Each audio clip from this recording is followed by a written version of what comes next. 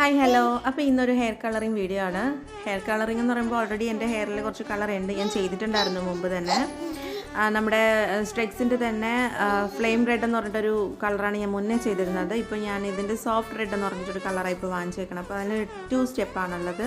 അപ്പോൾ ഫസ്റ്റ് നമ്മളൊന്ന് ചെറുതായിട്ടൊന്ന് ബ്ലീച്ച് ചെയ്യും, പിന്നെ ഹെയർ കളർ ചെയ്യും, അങ്ങനെയാണ്. അപ്പോൾ ആദ്യം തന്നെ ഹെയർ നമ്മൾ ചെയ്യേണ്ട കളർ എവിടെ ചെയ്യണോ ആ ഹെയർ ഒന്ന് ഡിവൈഡ് ചെയ്തെടുക്കുക.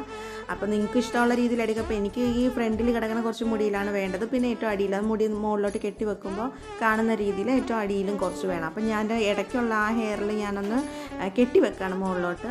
കാരണം എല്ലാത്തിലും കൂടി അറിയാമല്ലോ, ഹെയർ കളറിങ് എന്ന് പറഞ്ഞാൽ ഓട്ടോമാറ്റിക് അത് കെമിക്കലാണ്, നമ്മുടെ ഹെയറിനെ ഡാമേജ് ആക്കുന്ന ഒരു സാധനമാണ്.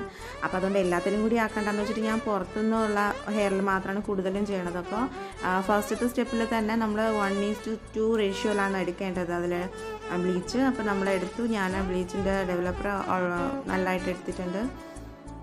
നന്നായിട്ട് മിക്സ് ചെയ്തിട്ട് നമ്മൾ എവിടെ നിന്നാണ് ചെയ്യേണ്ടത് അവിടെ നിന്ന്. അപ്പോൾ എനിക്ക് ചെയ്യേണ്ട രീതിയിലാണ് ഞാൻ ചെയ്യണത്. പിന്നെ നമുക്ക് എൻ്റെ ഹെയറിൽ എല്ലായിടത്തും ആവേണ്ട രീതിയിലുള്ള ബ്ലീച്ചൊന്നും അതിലുണ്ടായിരുന്നില്ല, പിന്നെ ഉള്ള രീതിയിൽ ഞാനത് ചെയ്തിട്ടുണ്ട്. അപ്പോൾ അത് നന്നായിട്ടൊന്ന് അപ്ലൈ ചെയ്ത് കൊടുക്കാം. മുകളിലത്തെ ഹെയറിലും അടിയിലത്തെ ഹെയറിലുമായിട്ട് ഞാൻ പറ്റുന്ന രീതിയിൽ എൻ്റെ ഉണ്ടായിരുന്ന രീതിയിൽ ഞാനത് അപ്ലൈ ചെയ്ത് കൊടുത്തിട്ടുണ്ട്.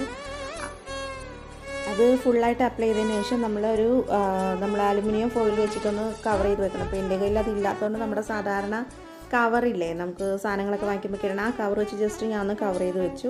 പിന്നെ ഒരു അരമണിക്കൂർ കഴിഞ്ഞിട്ട് നമ്മളത് ഹെയർ വാഷ് ചെയ്യണം. നോർമൽ വാട്ടറിൽ വാഷ് ചെയ്താൽ മതി. വാഷ് ചെയ്ത് നന്നായിട്ട് ഡ്രൈ ചെയ്തതിന് ശേഷം വേണം നമുക്ക് നെക്സ്റ്റ് ക്രീം അപ്ലൈ ചെയ്യാനായിട്ട്. അപ്പോൾ ഞാൻ അത്യാവശ്യം ഉണക്കി എടുത്തിട്ടുണ്ട് മുടീനെ. അതായത് നമ്മുടെ സെക്കൻഡ് സ്റ്റെപ്പാണ്. അപ്പോൾ അതിലോട്ട് ഹെയർ കളറിങ് ആണ്. അപ്പോൾ അത് 1:1 റേഷ്യോയിൽ തന്നെയാണ്. അത് നന്നായിട്ട് മിക്സ് ചെയ്തെടുത്തപ്പോൾ എനിക്കൊരു ഡൗട്ട്, ഇതിനി പർപ്പിൾ കളറാണോ, എനിക്ക് കളർ മാറിപ്പോയതാണോ എന്ന്. കളർ മിക്സ് ചെയ്തെടുക്കുമ്പോൾ സാധാരണ ഞാൻ മുന്നേ ചെയ്തിട്ടുള്ള എല്ലാം റെഡ് കളറായിട്ടാണ് തന്നെ വരുന്നത്, പക്ഷേ ഇതിപ്പോൾ ചെയ്തപ്പോൾ ഒരു പർപ്പിൾ ടൈപ്പ് കളറാണ് വന്നത്.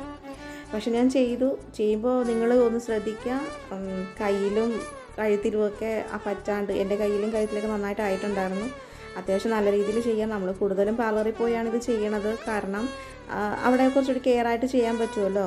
പക്ഷേ നമ്മൾ ബഡ്ജറ്റ് ഫ്രണ്ട്ലി നമ്മൾ വീട്ടിൽ ചെയ്യുമ്പോൾ ഇങ്ങനെ തന്നെ ഉണ്ടാവുള്ളൂ. ഇപ്പോൾ ഞാൻ വാഷ് ചെയ്തു, അതിൻ്റെ ഷാമ്പു ഇട്ടിട്ട് ഹെയർ വാഷ് ചെയ്യണം. അത് കഴിഞ്ഞ് അതിൻ്റെ കൂടെ തന്നെ ഒരു കണ്ടീഷണർ ഉണ്ട്, അതും ഇട്ട് വാഷ് ചെയ്യാം.